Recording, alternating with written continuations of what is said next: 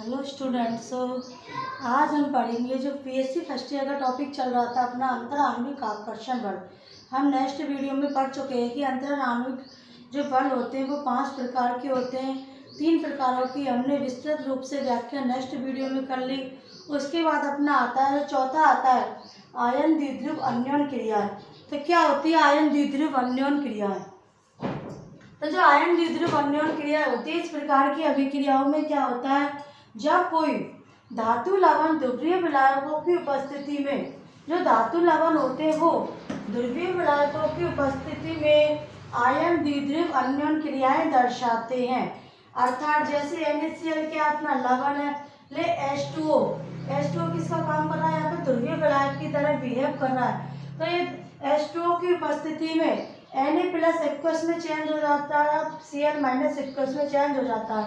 जो Na+ होता है उसको वो तो किसी तरह कार्य करता है, पॉजिटिव की तरह कार्य करता है, और Cl- नेगेटिव की तरह कार्य करता है। तो जब जो धातु लवण होता है, धातु लवण के पास ध्रुवीय विलायक का यदि पॉजिटिव सिरा होता है, ध्रुवीय विलायक का यदि पॉजिटिव सिरा होता है, ध्रुवीय विलायक जैसे अपना ये वाला इसका ध्रुवीय विलायक का पॉजिटिव सिरा होता है, तो धातु लवण का कौन सा सिरा आता है, नेगेटिव सिरा आता है। और यदि ध्रुवीय विलायक का नेगेटिव सिरा होता है तो धातु लवण का पॉजिटिव सिरा आता है।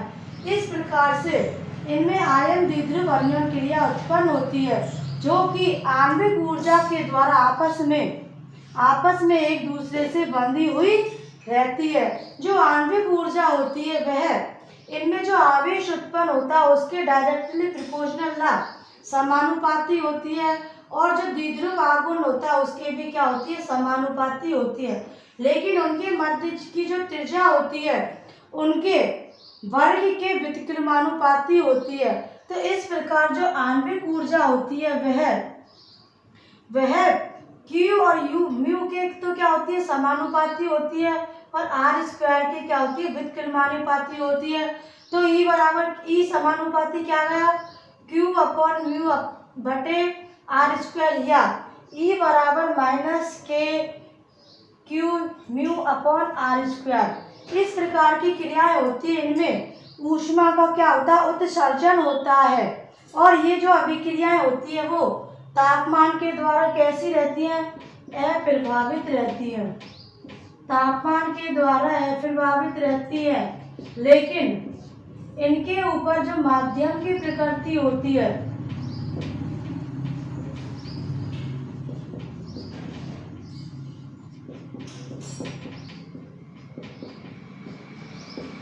माध्यम की प्रकृति द्वारा क्या रहती है, प्रभावित रहती है। तो क्या होता है आयन द्विध्रुव अन्योन क्रिया, जब धातु लवण ध्रुवीय विलायकों की उपस्थिति में आता है तो आयन द्विध्रुव अन्योन क्रियाएं दर्शाता है। जैसे हमारे पास धातु लवण है NaCl, यह ध्रुवीय विलायक जैसे H2O की उपस्थिति में आता है तो Na+ एक्वस में चेंज हो जाता है और Cl- एक्वस में चेंज हो जाता है। Na+ पॉजिटिव की तरह कार्य करता है, Cl- नेगेटिव की तरह कार्य करता है।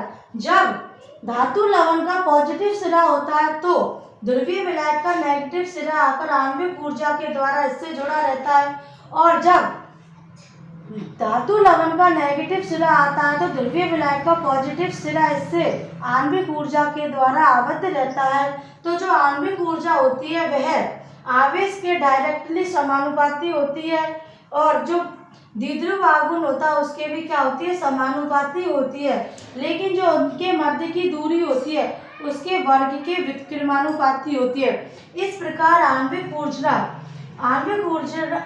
ऊर्जा होती है वो Qμ/R² की क्या होती है, समानुपाती होती है।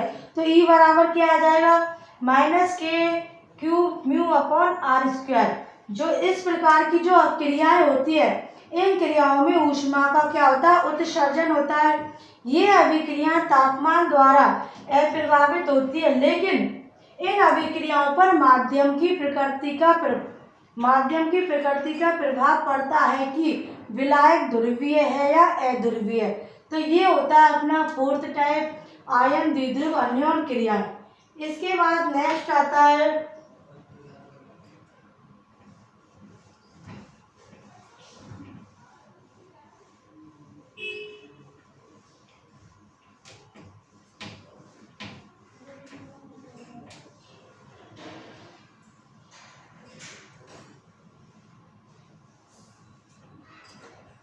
इसके बाद नेक्स्ट जो आता है वो होता है अपना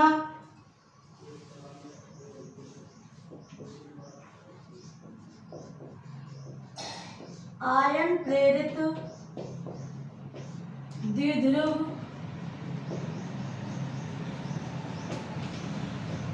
अन्योन क्रियाएं।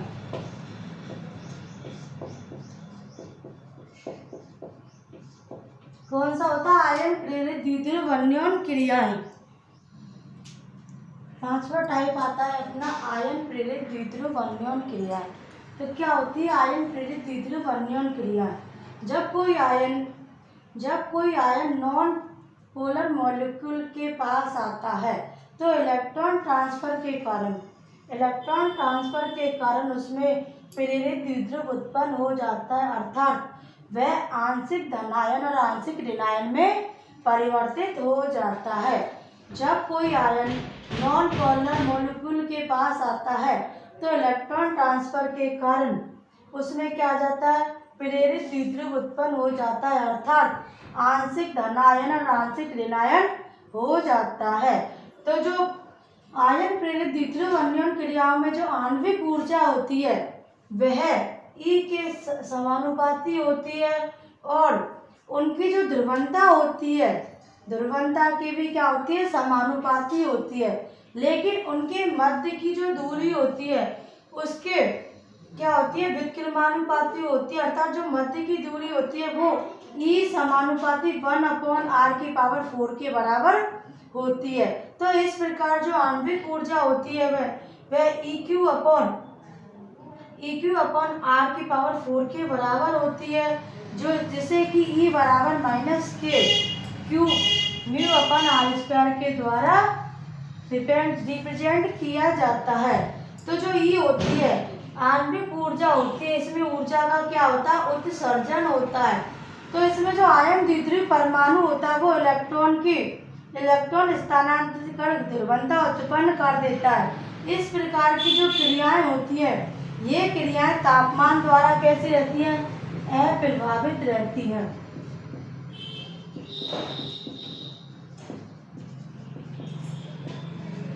तापमान द्वारा अप्रभावित रहती है, लेकिन इन क्रियाओं के ऊपर किसी भी प्रकार का जो ध्रुवीय माध्यम होता है उसका कोई प्रभाव नहीं पड़ता है। जो ये बल होता है आयन प्रेरित द्विध्रुव अन्योन क्रियाओं का जो बल होता है यह सबसे वीक प्रकृति का या दुर्बल प्रकार का बल होता है। तो इस प्रकार से 5 प्रकार के अंतर आणविक आकर्षण बल होते हैं, जिसमें पांचवा होता है आयन प्रेरित द्विध्रुव अन्योन क्रियाएं, जो कि सबसे दुर्बल या कमजोर बल होता है। इसमें क्या होता है? कोई भी आयन के पास जब कोई नॉन पोलर मॉलिक्यूल आता है तो इलेक्ट्रॉन ट्रांसफर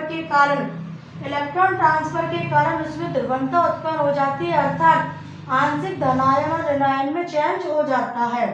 तो जो आणविक ऊर्जा होती है आयन और नॉन पोलर मॉलिक्यूल जिस बंधी के द्वारा या जिस ऊर्जा के द्वारा बंधित होते हैं वह आणविक ऊर्जा ई के सीधे समानुपाती होती है। ई होता है जो डायरेक्ट आवेश के समानुपाती होता है और ध्रुवणता के भी समानुपाती होता है। लेकिन जो आणविक ऊर्जा होती है वह जो उनके मध्य की दूरी होती है उसके 1/r⁴ के समानुपाती होती है। इस प्रकार आणविक ऊर्जा ई समानुपाती E⁴ या E बराबर α/r⁴।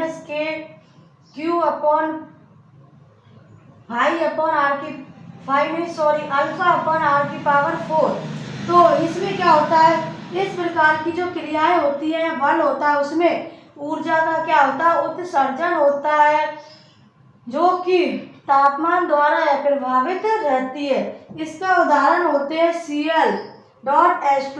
H2 तो क्या होता है? यहाँ पे नॉन पोलर मॉलिक्यूल की तरह कार्य करता है और Cl- क्या करता है? आयन की तरह बिहेव करता है। तो इस प्रकार से अपने अंतर आणविक आकर्षण बल पांचों फिनिश होते हैं। उसके बाद नेक्स्ट टॉपिक आता है अपना द्रव अवस्था के सिद्धांत।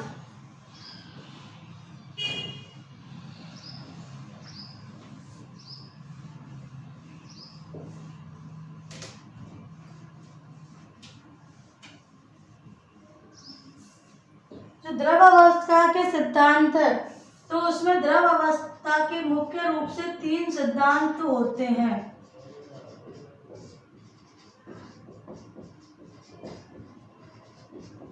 कितने होते हैं? द्रव अवस्था के मुख्य रूप से 3 सिद्धांत होते हैं।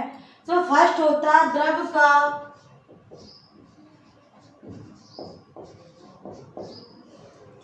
द्रव का विस्तारित रूप।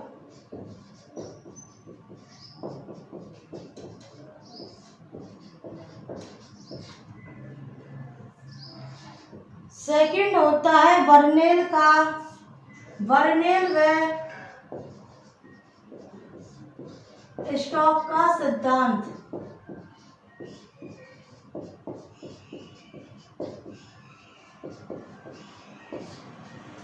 थर्ड आता है अपना आयरिंग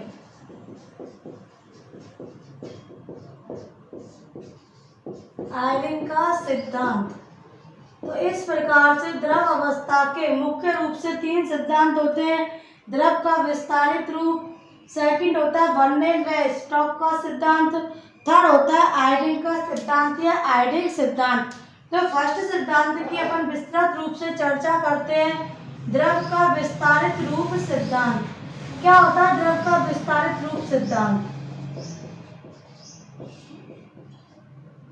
इस सिद्धांत में जो होते हैं द्रव में, यह सिद्धांत द्रव में गैसीय प्रकृति की व्याख्या करता है।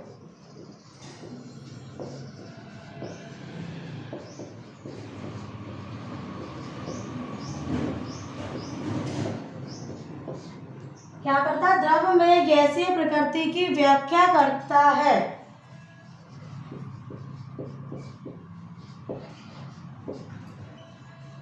इस सिद्धांत के अनुसार जो क्रांतिक आयतन होता है, क्रांतिक ताप व दाब पर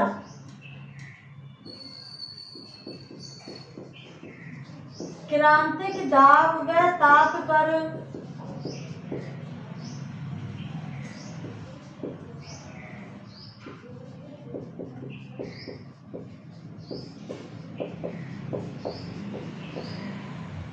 क्रांतिक आयतन होता है जो क्रांतिक दाब व क्रांतिक ताप पर लगभग बराबर होता है। कैसा होता है? लगभग बराबर होता है।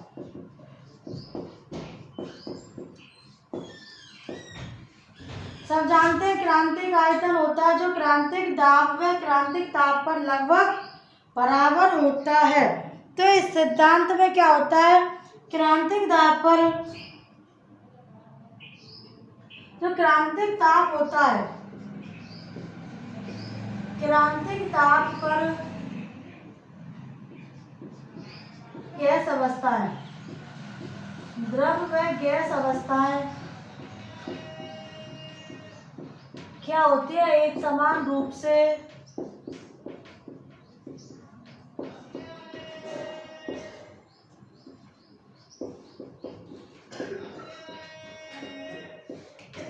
क्रांतिक ताप पर द्रव व गैस अवस्था एक समान रूप से विपरीत होती है, जिसे हम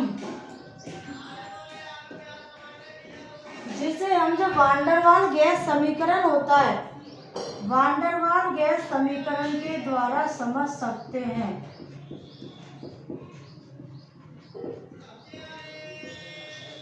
जिसे हम वान डेर वाल गैस समीकरण के द्वारा समझ सकते हैं।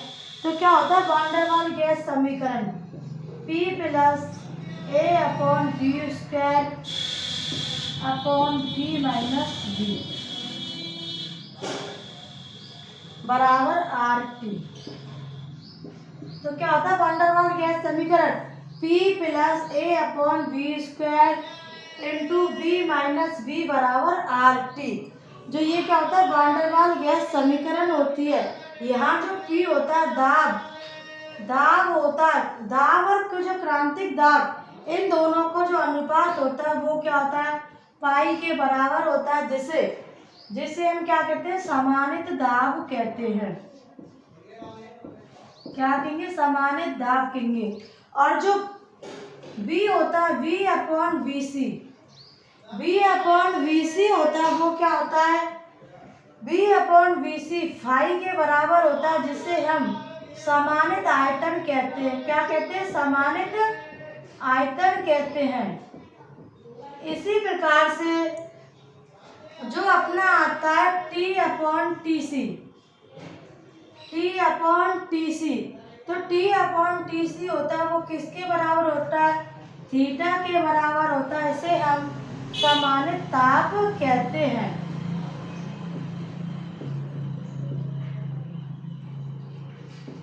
क्या कहते हैं, इसको हम समानित ताप कहते हैं। तो वान डेर वाल्स गैस समीकरण क्या है, P plus A upon V square Guna V minus V बराबर RT। तो जब P अपॉन PC अर्थात दाब और जो क्रांतिक दाब होता है इनका अनुपात पाई होता है, जिसे हम समानित दाब कहते हैं। इसी प्रकार V अपॉन BC होता है, इसका जो अनुपात होता है आयतन और क्रांतिक आयतन, आयतन और क्रांतिक आयतन का जो अनुपात होता है वो फाई के बराबर होता है, जिसे हम समानित आयतन कहते हैं। T अपॉन TC ताप और क्रांतिक ताप का जो अनुपात होता है वो थीटा के बराबर होता है, जिसे हम समानित ताप कहते हैं। तो जो वान डेर वाल्स गैस समीकरण होती है इसे हम समानित वेग समीकरण के रूप में भी लिख सकते हैं।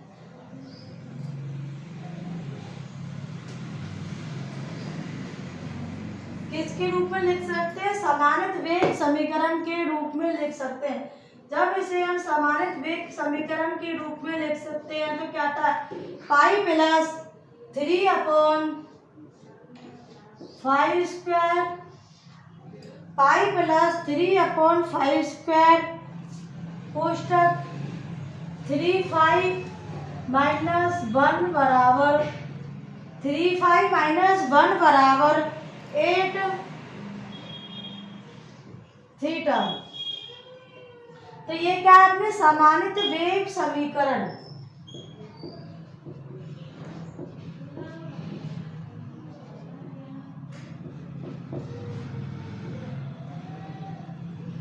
सॉरी, समानित गैस समीकरण। क्या ये समानित गैस समीकरण,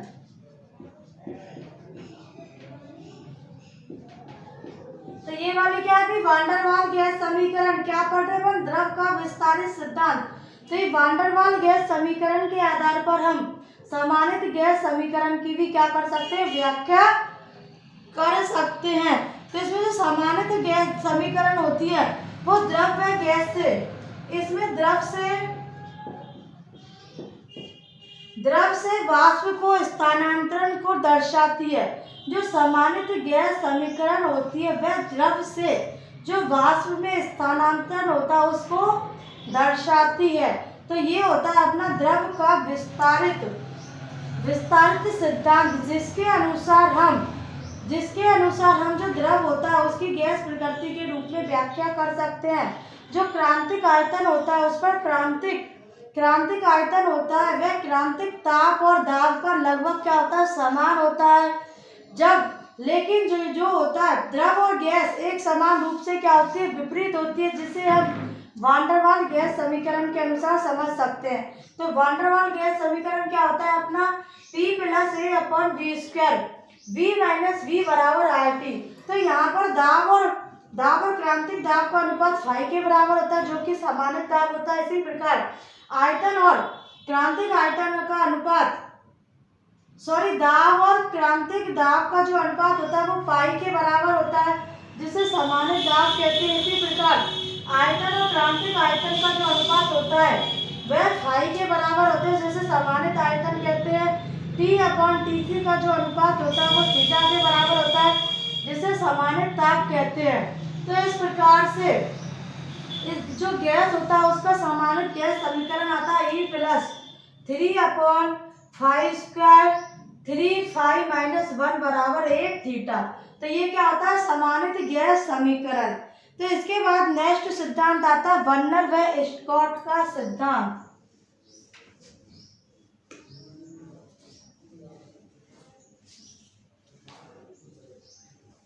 सेकंड सिद्धांत कौन सा आता है, वर्नेल व स्टोक का सिद्धांत।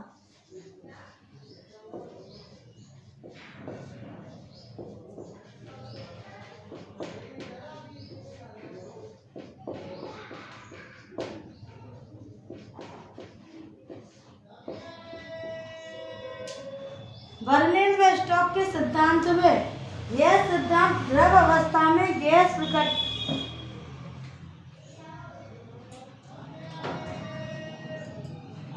बर्नौली व जो स्टोक्स का सिद्धांत होता है, यह द्रव अवस्था का जो सिद्धांत होता है उसका क्या होता है, सेकंड सिद्धांत है बर्नौली व स्टोक्स का सिद्धांत। यह सिद्धांत द्रव अवस्था में जो पदार्थ की द्रव अवस्था होती है, द्रव अवस्था में ठोस प्रकृति की व्याख्या करता है।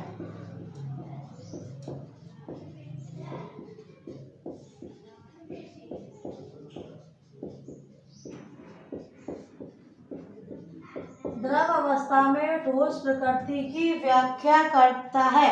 द्रव अवस्था होती है वह ठोसों की तरह निबिड़ संकुल दर्शाती है। जो द्रव अवस्था होती है वो भी ठोसों की तरह निबिड़ संकुल दर्शाती है।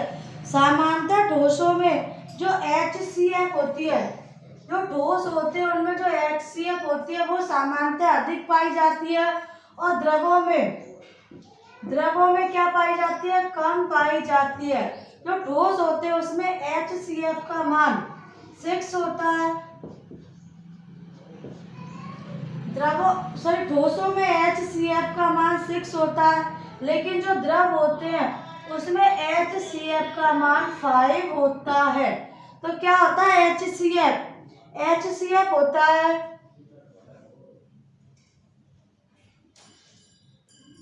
द्रवों में तो क्या होता है PCP और ठोसों में होता है HCP।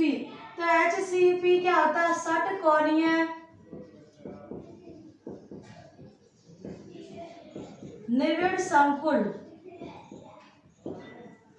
षटकोणीय निबिड़ संकुलन। और द्रवों में कौन सा होता है, पंचकोणीय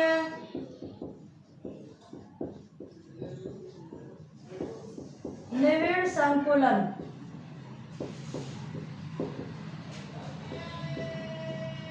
तो इस प्रकार से जो बर्नौली व स्टोक्स का जो सिद्धांत होता है वह द्रव अवस्था में ठोस प्रकृति की व्याख्या करता है। जो ठोस होते हैं वो उसमें भी क्या पाया जाता है, द्रवों की तरह, द्रवों में भी ठोसों की तरह क्या पाया जाता है, निबिड़ संकुल पाया जाता है। ठोस में निबिड़ संकुल होता है, उसमें HCF प्रकार का होता है, और जो द्रव होते हैं उनमें निबिड़ संकुल होता है वो PCP प्रकार का होता है। तो हम इसका निबिड़ संकुल बनाते हैं। जब ठोसों में हम निबिड़ संकुल बनाते हैं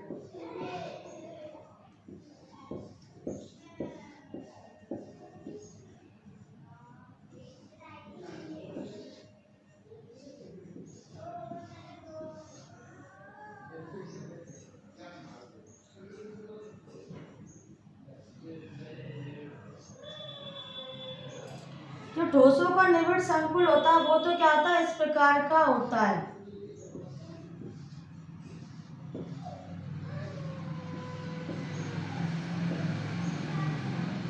ठोसों में निबिड़ संकुल कैसा होता है, षटकोणीय निबिड़ संकुल होता है। लेकिन जो द्रव होते हैं उनमें जो निबिड़ संकुल होता है वह कैसा होता है, पंचकोणीय निबिड़ संकुल होता है।